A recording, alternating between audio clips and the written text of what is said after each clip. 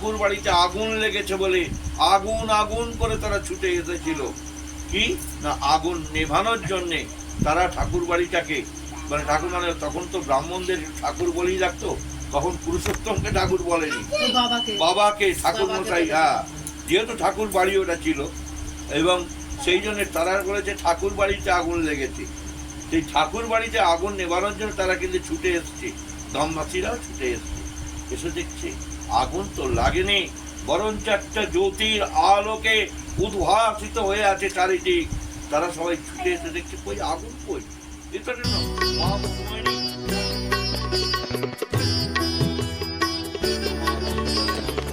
থেকে আনন্দিত ভালোবাসা ও জয়গুরু নিবেদন করি। সেই সঙ্গে আমার পুরুষোত্তম, আমার গুরু, তাঁর রাতুল চরণে আমি প্রার্থনা করি যারা এসে উপস্থিত হয়েছেন তারা সবাই পরম পিতার আশীর্বাদে পুষ্ট হয়ে সুস্থ থাকুন, ভালো থাকুন, নীরোগ হয়ে তাঁর কাজে ঝাঁপিয়ে পড়ুন।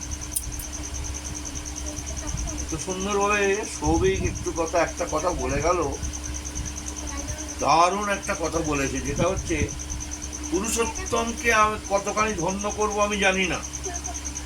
আমি এখানে তার আলোচনা করলে যে তিনি ধন্য হবেন এটা নয়, আমি কতটা ধন্য হতে পারবো, তার চাল চলন আচার ব্যবহার তিনি যা যা বলে গেলেন সেগুলি যদি আমার জীবনে আমি প্রতিষ্ঠা করতে পারি, তাহলে আমি আশা করি আমার জীবনটা হয়ে দাঁড়াবে এক সাধুতর। ঠাকুর বলছেন যে আমি বলিনি তোমরা সংসার ছেড়ে দাও, রামকৃষ্ণদেব বলেছিলেন কামিনী কাঞ্চন থেকে তফাৎ তফাৎ তফাৎ। আর সেই কথারই প্রাসঙ্গিকতায় আমার পুরুষোত্তম শ্রী ঠাকুর অনুকূলচন্দ্র নতুন ভাবে এসে তিনি বললেন কামিনী কাঞ্চন নয় রে দোষের, পেষ্ট স্বার্থে যদি হয়, তাহলে আমার যে কামিনী বা কাঞ্চন আমি উপায় করবো না এরকম কথা নয়, তার থেকে তফাৎ থাকতেও তিনি বললেন না। তিনি বললেন তোমরা সবকিছু করো, কিন্তু ওটা যেন আমার পেষ্ট স্বার্থে থাকে, মানে আমার ঈশ্বরের স্বার্থে যেন উপায় হয়। আমি একটা ব্যবসা করছি, আমি ব্যবসা করে তা থেকে আমার যে লভ্যাংশ আমি পাবো, আমার সেই লভ্যাংশ দিয়ে আমি যেন আমার পুরুষোত্তমের সেবা করতে পারি। আমার সংসারটা তো আমায় করতেই হবে, আমি যেহেতু করেছি তাহলে আমার সংসারকে রেখে আমার পুরুষোত্তমের যাতে আমি সেবা করতে পারি। আজকে এই সুরজিৎ, আমাদের সুজাতা বা এইসব বাড়ির সবাই মিলে তাদের আর্থিক অবস্থা কিন্তু এমন আহামরি কিছু নয়, কিন্তু প্রতিটা মাসে সবাইকে ফোন করে বলছে তুমি এসো বা আপনি আসুন আমাদের বাড়িতে সৎসঙ্গ আজকে।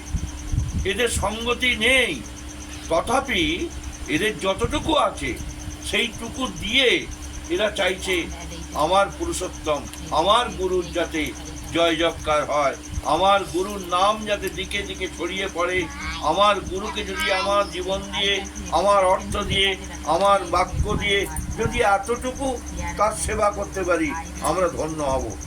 আজকে ঠিক সেই একইভাবে প্রতি মাসের ওদের শেষ সোমবারে এই সৎসঙ্গ অনুষ্ঠিত হয়। আজকে ভাদ্র মাস চলছে, ভাদ্র মাসটা এর মধ্যে ওরা পেয়ে গেছে। যদিও আমরা ঠাকুরের যে নির্ধারিত তিথি অর্থাৎ কাল নবমী তিথি আগামী সোমবার, রবিবার দিন রাধা অষ্টমী, সোমবার দিন তাল নবমী তিথি ঠাকুরের, এবং এই একটা বছর ধরে কিন্তু আবার নতুন করে শ্রী শ্রী ঠাকুরের 138তম জন্ম আবির্ভাব তিথি, জন্ম বললে ভুল হবে কারণ পুরুষোত্তমের কখনো জন্ম হন না। তার যদি একটু দৃষ্টান্ত দেখা যায়, আমাদের সাধারণ ঘরে সাধারণ মায়েরা কি করেন না 10 মাস 10 দিন গর্ভে ধারণ করেন, ঠাকুর কিন্তু সেটাকে অতিক্রম করে 12 মাস ছিলেন। এই 12 মাস থাকার পেছনেও কিন্তু একটা মস্ত বড় কারণ আছে। তিনি খুঁজছিলেন এমন একটা তিথি, তিনি খুঁজছিলেন এমন একটা বার, তিনি খুঁজছিলেন এমন একটা সময় তিথি নক্ষত্র করণ এসবগুলো দেখে তিনি কিন্তু আবির্ভূত হচ্ছেন এই পৃথিবীর ধরাতে। কারণ যে সময় তিনি জন্মগ্রহণ করলেন আকাশে ছিল উল্কা। একটু আগে আমাদের তপনদা বলছিলেন যখন পুরুষোত্তম জন্মগ্রহণ করলেন তার ঘরটা আলোকে আলোময় হয়ে গেল। এটা পুরুষোত্তমের জ্যোতি যেমন সেই সঙ্গে ছিল নীল আলোক, উল্কার যে নীল আলোক দুটি সেই আলোক দুটিতে ভরপুর হয়ে গেছিল। আর এই ভরপুর হয়ে যাওয়ার ফলে পদ্মার জলে তার গিয়ে বিচ্ছরণ করেছিল।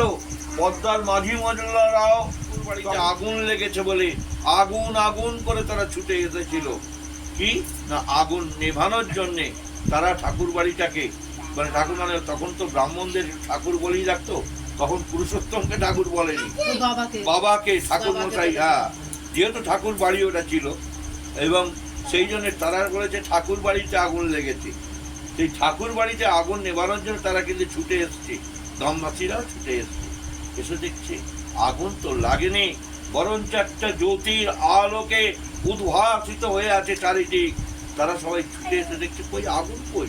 এটা জন্য মা মনমোহিনী তার কোলেতে নিয়ে বসে আছেন একটা নবজাতককে, আর নবজাতকের গা থেকে যেন দুটি বেরোচ্ছে, আর সেই দ্বিতীয় রশ্মির ছটায় দিগন্ত সব যেন আলোক উজ্জ্বল হয়ে জন্ম। বলছি পুরুষোত্তম মাতৃগর্ভে ছিলেন, কিন্তু তিনি আবির্ভূত হন কোনো এটা তিনি যখন নর দেহ ধারণ করেন, স্ত্রী এবং পুরুষের যে সংমিশ্রণ সেটাতে তার আধারটা তৈরি করার জন্য তিনি ওই মাতৃগর্ভে আশ্রয় গ্রহণ করেছেন। কিন্তু কখন তিনি আবির্ভূত হয়েছেন, কখন তার প্রকট হয়েছে তা কিন্তু কেউ নির্ধারিত সময় বলতে পারেননি। তারা সেখানে দেখেছেন তখন ঘড়ির কাঁটা ছিল 7:05। সেইটাই আমরা পুরুষোত্তমের আবির্ভাব মুহূর্ত বলে ধরে নিয়েছি। যেমন যখন আমাদের কংসের কারাগারে বসুদেব এবং দেবকীর কোলেতে যখন ওই ভগবান মাতা ওই মহামায়া জন্মগ্রহণ করলেন, প্রথম জন্মগ্রহণ করেছিলেন, তার এতে 4 হাত ধরে স্বয়ং নারায়ণ শ্রীকৃষ্ণ হয়ে যিনি পরবর্তীকালে সবার কাছে পরিচিত হয়েছিলেন, যিনি যদুবংশের মুখ উজ্জ্বল করেছিলেন, সেই ভগবান কৃষ্ণ যখন আবির্ভূত হয়েছেন দেবকী কিন্তু বুঝতে পারেনি যে আমার কোনো কে হয়েছে জন্মগ্রহণ, কে করেছেন। যখন তাদের পঞ্জাটা কেটে গেছে তখন দেখছেন চতুর্ভুজ মূর্তি, তখন বসুদেব হা করে কাঁদছে, বলে তোমাকে আমি রক্ষা করব কি করে। তখন তিনি ওই 4 হাত ত্যাগ করে 2 হাত হয়েছিলেন। আর ওখানেও তিনি গোকুলে কি হয়েছিলেন, মা মহামায়া এসে জন্মগ্রহণ করলেন। যখন তারা সলা পরামর্শ করছিলেন ওই ক্ষীরোদ সাগরে, মহেশ্বরের কাছ থেকে বলেছিলেন আপনি আমাকে 1 বছর সময় দেন, মাতা পার্বতীকে আমাকে দিন। মাতা পার্বতীর সঙ্গে উনি জন্ম নেবেন নন্দালয়ে গিয়ে মা জন্মগ্রহণ করেছিলেন। কিন্তু কেউ বুঝতে পারেনি যে মাতৃগর্ভে ছিলেন, ঠিক কথা। ওরা তেমনি তার ব্রতকথ, জন্মাষ্টমীর ব্রতকথা পড়লেই বুঝতে পারবেন যে মা বুঝতে পারেনি কখন জন্মগ্রহণ করলো, কে তার নারী কাটলো, কে তার কি করলো, কেউ কিছু বুঝতে পারছে না। খালি এটা বুঝেছে কোন দৈব শক্তি সম্পন্ন এক নারী বা একটা শিশু তিনি জন্মগ্রহণ করেছেন। তখন ওই তাকে নিয়ে আসলেন আমাদের বসুদেব কারাগারের অমন বিশাল তালা কি করে তার খুলে গেল। আর রক্ষীগণ যারা কংসের যে রক্ষীগণ তারা ঘুমিয়ে পড়লো কার মায়ায়। তাহলে পুরুষোত্তম যখন আসেন তিনি তাঁরই মায়াতে, তারই আলোকে সবাইকে মোহিত করে রাখেন, তারই গন্ধে সবাইকে যেন মশগুল করে রাখেন। যে এক কথায় আমাদের চলতি কথায় যদি বলি পাগল করে রাখেন। সেই পাগলটা কি, ওই উন্মাদের যেটা শব্দ হয় সেটা সেই পাগল নয়, তাদেরকে যেন বিভোর একটা করে রেখে দিয়েছেন। ভোরের মধ্যে তারা রইলেন। আর বসুদেবের কি করলেন না, তার শৃঙ্খল মোচন হয়ে গেল। মোচন হয়ে গিয়ে তিনি নন্দালয়ে চললেন। আর কি করছেন, যখন দুপুর বান বইছে, তখন ভাবছি আমি যমুনা পার হয়ে যাবো কি করে, আমার পক্ষে যাওয়া সম্ভব নয়। তখন মহামায়া শৃগাল রূপ ধারণ করলেন, যাকে আমরা বলি শিয়াল।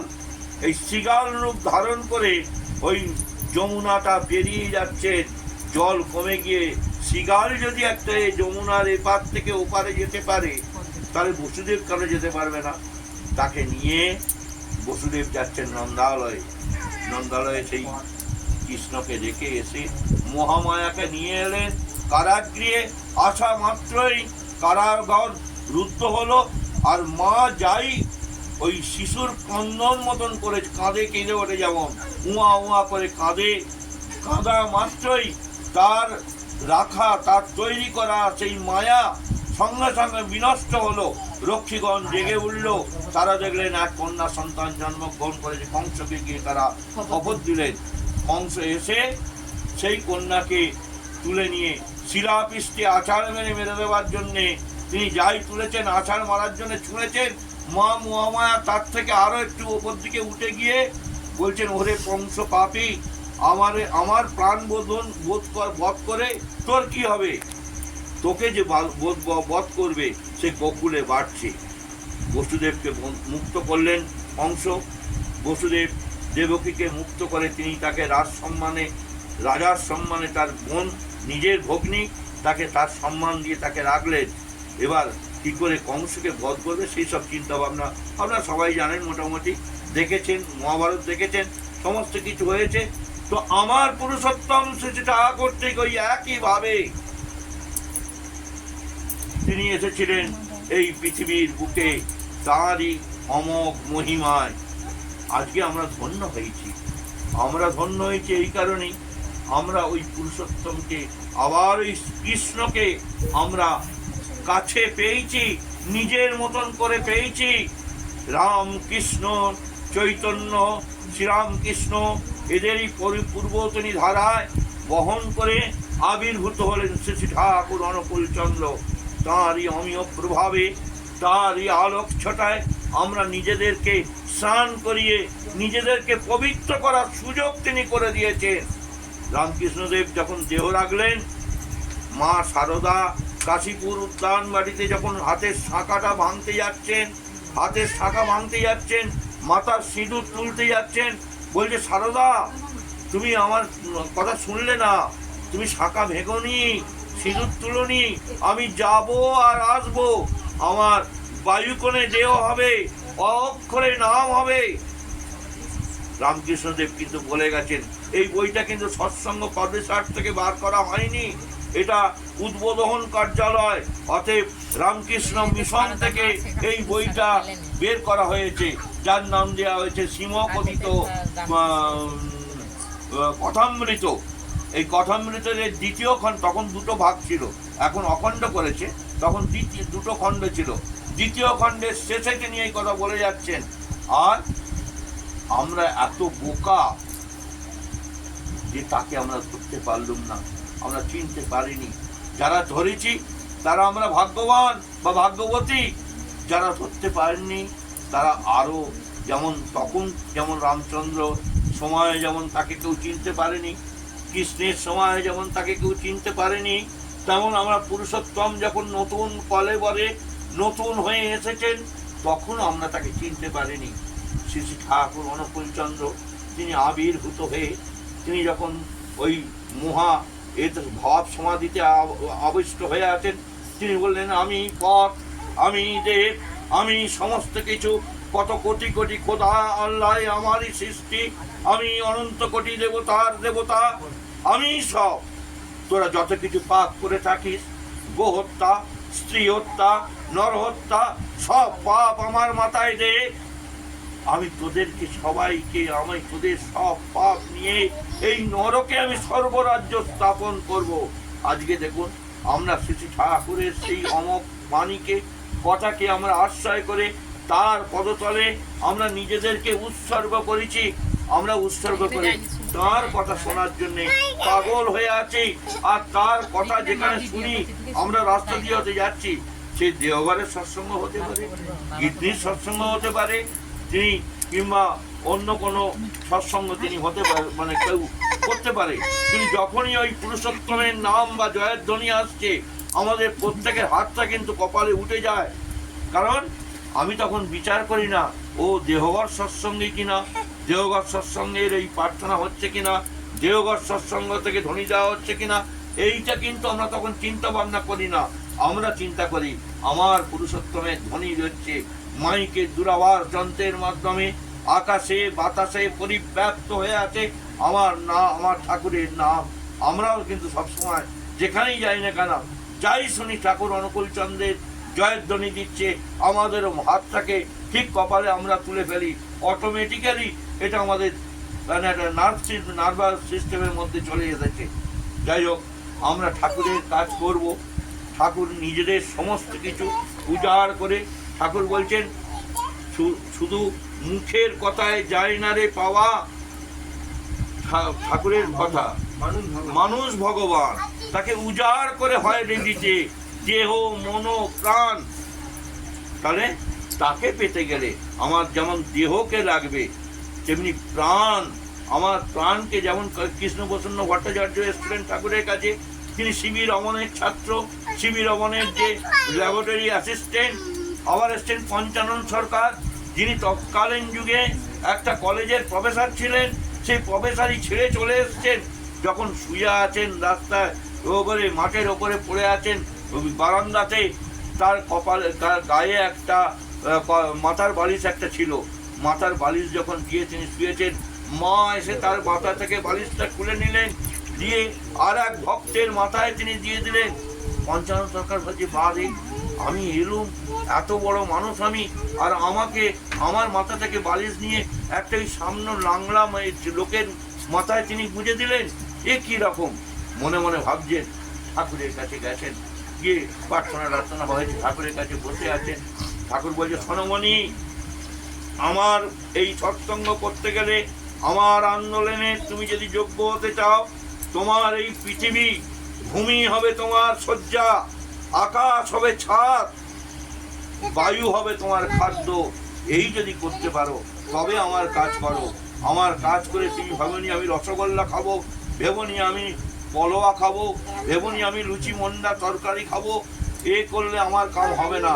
আমার কাম করতে গেলে সম্পূর্ণ নিঃস্বার্থভাবে হয়ে, কামনা শূন্য হয়ে তোমাকে আমার কাজ করতে হবে। ঠিক এইভাবে তিনি চলেছেন। এর একটা ছোট্ট উপমা দিচ্ছি, ছোট্ট গল্প একটা আছে। এক গৃহস্থ মানুষ, ঋত্বিক দেবতা, ঠাকুরের কাছে পাঞ্জা পেয়েছেন। তিনি ওই ঠাকুরের কাজ করতে যান, চলে যান, আর তার ঘরে একটা বাচ্চা এর মতো ইয়ে ছেলে আছে। সে বলছে, বাবাকে কোনোদিন দেখি না, বাবা কোথায় যায়? বলছে, বাবা তো ঠাকুরের কাজ করে, সেই জন্য বাবা ওই দিনের পর দিন এখানে সেখানে ঠাকুর যেখানে পাঠান সেখানেই চলে যায়। তো এরকম হয়েছে, ঘরে এসে দাঁড়িয়েছে, বলছে, হ্যাঁ গো, তুমি এতদিন পরে এলে, তোমার জামা কাপড়গুলো আমি পরিষ্কার করে দিই, ময়লা হয়ে গেছে। পরিষ্কার করার জন্য তিনি গেছেন। বলছে, হ্যাঁ গো, আমাদের ঘরে তো কিছু নেই, তা ঠাকুরের ওখানে তো অনেকে অনেক কিছু দেয়, তুমি যাও না ঠাকুরের কাছ থেকে তুমি চাল ডাল খেয়ে নিয়ে এসো না, তাহলে আমার সংসারটা যেটা তোমার একটু ভালো হবে। এই তো খাওয়া হয় না, কোথায় কি থাকো, একটু তোমাকে খাওয়ার করতে দেবো, খাবার করে দেবো। তো এ সাধারণ মানুষ, তিনি বলেন, ঠাকুরের কাছে আমি চাইবো না, এটা ঠিক হবে না। মনে কিন্তু নিয়ে, যেহেতু বউ বলেছে, গেছে ঠাকুরের কাছে। ঠাকুরের কাছে যেতেই বলছে, এই তোকে যেতে হবে ওখানে, জানিস তুই এই জায়গার এই কাম ঠাকুর ফিরিস্তি দিয়ে দিচ্ছেন। বলে, ঠিক আছে ঠাকুর, আজকে তো এই কাপড় টাপড়গুলো আমি একটু ধুয়ে দিয়েছি, তাহলে আপনি যদি অনুমতি দেন তাহলে আমি কালকে রওনা দেবো। বলছে, কাপড় শুকিয়ে যাবে, তুই আজকেই বিকালে চলে যা, আজকেই রওনা দিই। বলে যখন উনি বাড়ি থেকে বেরিয়ে গেছেন, ঠাকুরের কাছ থেকে বলেছে, ওর বউ বলেছে, একটু চাল ডাল কিছু মায়ের থেকে চেয়ে এনো, তাহলে একটু তোমাকে কিছু রান্না বান্না করে দিতে পারবো। বলছে, সেই ধামা ধামা করে চাল, তরকারি, কাপড় চোপড়, তারপরে তার ওই নগদ কিছু দক্ষিণা, মিষ্টি, এইসব সব নিয়ে মাথায় করে আসছেন। বলছে গুরু বাবা আমাদের পাঠিয়ে দিল। এ কিন্তু গিয়ে গুরুকে বলেননি একবারও। ওই ভদ্রলোক তিনি কিন্তু একবারের জন্য বলেননি ঠাকুর আমার স্ত্রী বলেছে একটু যদি চাল দেন তাহলে আমার বাড়িতে রান্না হবে, যে একবারও বলেনি। পুরুষোত্তম কিন্তু জানতে পেরেছেন। তিনি করলেন কি, যিনি তার লোক দিয়ে তিনি পাঠিয়ে দিচ্ছেন, পাঠিয়ে দিয়ে যখন পাঠিয়ে দিয়েছেন তখন তার এবার ঘরে এসছে, বলছে জানো আমার কাপড় টাপড় শুকোয় নেই সেরকম, তুমি এক্ষুনি বেরিয়ে যাবে। বলছে ঠাকুর বলেছে আমার এক্ষুনি ওই গ্রামে এই জায়গায় আমার যেতে হবে, ঠাকুর সব লিস্ট ধরিয়ে দিয়েছেন আমাকে। বলছে তা ঠিক আছে খেয়ে যাও। বলছি খাবো কি গো, ঘরেতে কিছু নেই। বলে কে বললো? তুমি বেরিয়ে যাওয়ার পর ঠাকুর ধামা করে চাল তরকারি আর সব জিনিসপত্র যা দিয়েছে ও আমাদের এখন 1 মাস খাওয়া হয়ে যাবে। তিনি না বোঝালে বোঝে কোনজন, তিনি দেখালে, তিনি যে চোখ যদি তিনি আমাদের ফুটিয়ে না দেন আমাদের পক্ষে সম্ভব নয় তাকে দেখার। তিনি যদি না দয়া করে আমাকে বুঝিয়ে দেন আমার ক্ষমতা নেই আমি তাকে বুঝতে পারি। বলছে এই তো নতুন কাপড় আছে, নতুন কাপড় পরে তুমি বেরিয়ে যাও। খাওয়া দাওয়া করে নতুন কাপড় পরে ঠাকুরের ধ্বনি দিয়ে সে বাড়ি থেকে বেরিয়ে গেল। হ্যাঁ, এদিকে তার ছেলে তার স্ত্রী বহাল তবে তাদের খাবারের ব্যবস্থা ঠাকুর করে দিলেন। ঠিক এমনই ভাবে একদিন ঠাকুরের তখন তো চরম অবস্থা, দুর্দিন, তো অনেক লোক এসে গেছে হঠাৎ করে। বলছে মা আমরা খাবো এবার। 30-35 জন লোক এসছে। বাবুরা সেদিনকেই বলছিল ঘটনাটা, যে 30-35 জন লোক এসে গেছে, কি করে খাওয়াবে তাকে? ঘরে চাল নেই, অমুক নেই, কিচ্ছু নেই, ডাল নেই, তরকারি নেই, কি তো মানুষকে দেবো কি করে? বলে দেখ আমি যা রান্না করেছিলাম 1 ডলা করে তোদেরকে কোনো রকম দিয়েছি, তোরা খেয়ে তাতেই তোরা খেয়েছিস, কিন্তু এখন এই যে 30-35 জন এসছে আমি তাদের কি খেতে দেবো? তারা আমার কাছে আবদার করেছে মা আমরা খাবো। তখন ঠাকুর বলছে তাই নাকি, এক কাজ কর মা, তুই কাঠের আগুন জেলে না হাঁড়ি বসিয়ে দে আর পর্দা থেকে জল নিয়ে আয়। বলে পর্দা থেকে জল? মা তো মা সাধারণ ঘরের মা, তিনি ভেবেছেন যে এ কি বলছে রে বাবা। তখন যখন মা যখন পর্দায় গেছে গিয়ে কলসিটাকে ঢেয়ে আমরা যখন জল নিই পুকুর থেকে করে ঢেলিয়ে দিই, যখন ঢেউ দিচ্ছে একটা হঠাৎ করে একটা নৌকা এসে ঘাড়ে লেগেছে। মা তখন বলছে এখন তুমি এক্ষুনি বের করলে, দেখলেন আমি জলটা তুলবো, খাবার জল নিচ্ছি, আর তুমি এরকম নোংরা করে দিলে ঘাটে তুমি এলে। বলছে মা গো আমি আমার গায়ে পড়েছি মা, ওই যে তোমার কাউকে দেখতে পাইনি, তুমি তোমাকে দেখতে পেয়েছি বলে তড়ি ঘড়ি করে তোমার কাছে এই ঘাটে চলে এসছে। বলছে কি হয়েছে? বলছি দেখো না মা আমার এই চাল ডাল এত নিয়েছিলাম, বাণিজ্য করতে যাচ্ছি, কিন্তু এই চাল অন্তর এ যদি এই এমন ভারী হয়ে গেছে যে আমি মাঝ নদী দিয়ে যেতে পারছি না, আমি পাট দিয়ে যেতে গেলে তো আমার অনেক দেরি হয়ে যাবে, যেতে পারি না। ওই জন্য ভাবছি 2-4 বস্তা চাল ডাল আমি নামিয়ে দিয়ে যাবো। তো মা গো তুমি আমাকে একটু আমার এই চাল ডাল রেখে দেবে তোমার ঘরে? ওই দেখো বাবু আমার সংসারে অনেক ছেলেপুলে আছে বাবা, তুমি চাল ডাল রেখে যাবে, খেয়ে যাবে। বলে খেলে তো ভালো জিনিস, যদি কেউ খায় তোমার ছেলেপুলেরা খায় আমি ধন্য হয়ে যাবো। বলছি তাহলে কি হবে? তো ওই নৌকার যা মাঝি মোল্লা যারা ছিল তারা ওই মাথায় করে করে ওই চালের বস্তা, 3-4টে চালের বস্তা, 2 ডালের বস্তা এইসব নিয়ে তারা এখন ঢুকছে। হ্যাঁ, তেলের দিন, হ্যাঁ এদিকে জল ফুটছে, দিয়ে ও মা এসে দেখছে জল তো ফুটছে আমার। তখন ওই করে চাল নিয়ে ওখানে চাল নিয়ে বলছে, তখন মায়ের হঠাৎ করে খেয়াল করেছে কিছুক্ষণ পরে আর কি, যে হারে মাঝি মনে এলো এত দূরে, একটু জল বাতাসা তাদের আমি দিই। বলে যখন জল বাতাসা দিতে গেল দেখছি কেউ কোথাও নেই।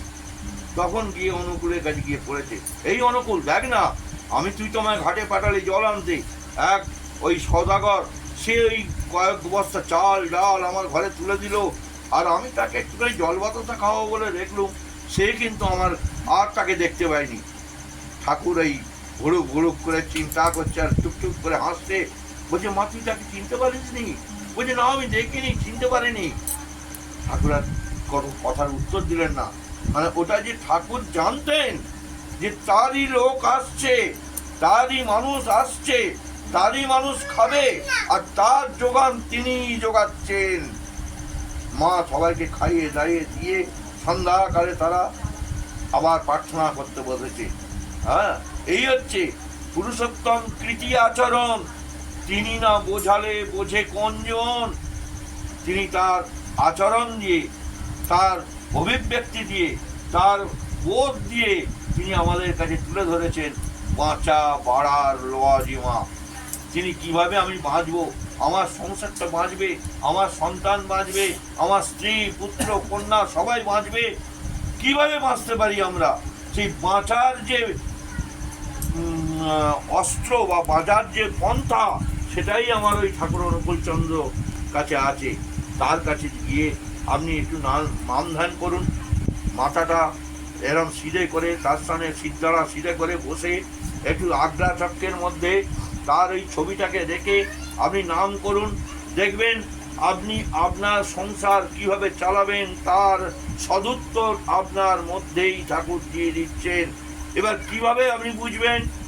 যদি আপনার চাল চলন আচার ব্যবহার ঠিক থাকে, আপনি নিজেই বুঝতে পারবেন যে কিভাবে কি হচ্ছে, কেন হচ্ছে।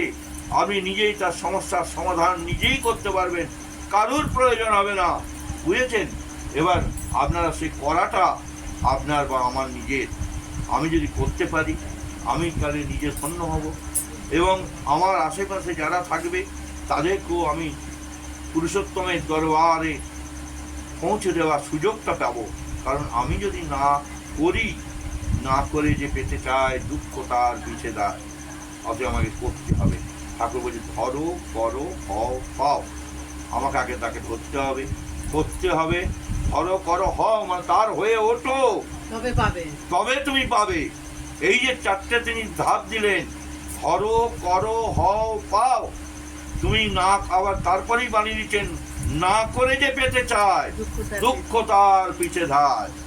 তাহলে আমি না করবো না কিছু, অথচ ঠাকুর আমার মেয়েটার বিয়ে দিয়ে দাও, আমার ছেলেটার ভালো চাকরি করে দাও, আমার সংসারটা ভালো করে দাও।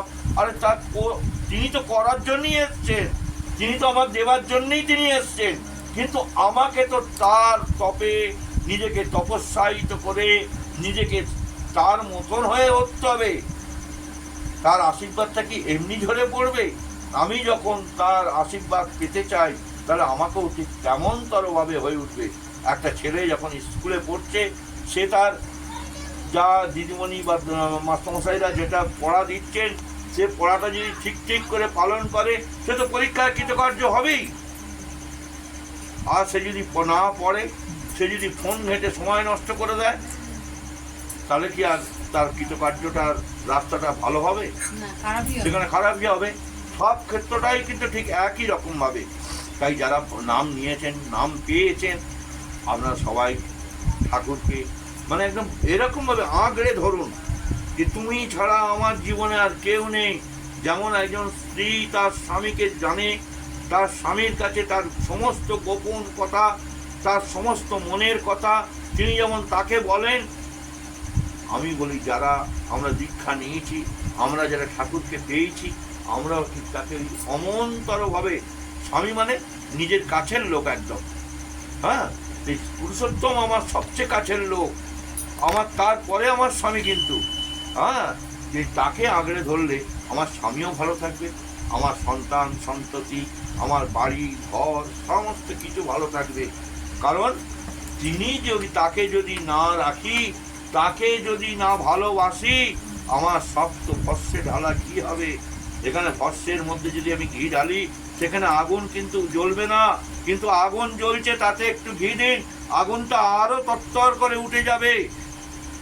তো আগুন তো হয়ে আছেন আমার পুরুষোত্তম, সেখানে আপনার ওই ইচ্ছা শক্তি, আপনার ভালোবাসা, আপনার ভক্তি, আমাদের সকলের ভক্তি যখনই তার ওপর গিয়ে ওই আগুনে গিয়ে পড়বে, তিনি যে দেবার জন্য বসে আছেন, আমরা নিতে পারছি না, আমাদের ব্যর্থতা। যাকে অনেক কথা হয়ে গেল, বসি কথা বললে আবার মাথা দিয়ে তুলে অসুবিধা হতে পারে। হ্যাঁ, সবাই বসি পরম পিতার রাত উচ্চারণে প্রার্থনা করি আপনারা সবাই ভালো থাকুন, সুস্থ থাকুন, পরম পিতার আশীর্বাদ আপনাদের মধ্যে এসে পড়ুক।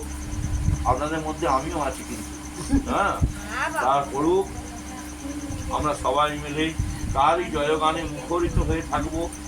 আমার সকালবেলা থেকে আর রাত্রে ছুটি যাওয়ার পর্যন্ত আমার চিন্তায়, চলনে, আচারে, ব্যবহারে যেন তার মুখে শুধু মনে পড়ে, আমি যেন তাকেই ডাকতে পারি, এছাড়া নেই। এই তখন যে একটা বলছিল, একটা ভালো কথা না বলেছে, গেলে খুব খারাপ হবে, যে অনেক কেউ পুজো করে কিন্তু গুরুকে পুজো করে না। হ্যাঁ, এবার চৈতন্যমিত কি বলছেন না, গুরু ছেড়ে গোবিন্দে ভজে সেজন নরকে মজে। আমার কথা নয়, চৈতন্যমিত খুলে দেখুন, বলছে গুরুকে বাদ দিয়ে যদি কেউ গোবিন্দকে ভজে সেজন নরকে মাঝে। কারণ গুরু ছাড়া গোবিন্দর কাছে পৌঁছবার কোনো রাস্তা নেই। এই সিঁড়ি হচ্ছে গুরু, এই গুরুই তোমার গোবিন্দর কাছে পৌঁছে দেবে, আর এই গুরুই হচ্ছে তোমার গোবিন্দ, বুঝেছেন? তাকে ধরুন। সবাই ভালো থাকুন, সুস্থ থাকুন, সকলের জন্য প্রার্থনা করি আমার পরম পিতার আতুল চরণে সুস্থ সবল দীর্ঘ নিরোগ ইষ্টময় জীবন আপনারা সবাই পান, সবাই পুরুষোত্তমের হয়ে উঠুন। বন্দে পুরুষোত্তম।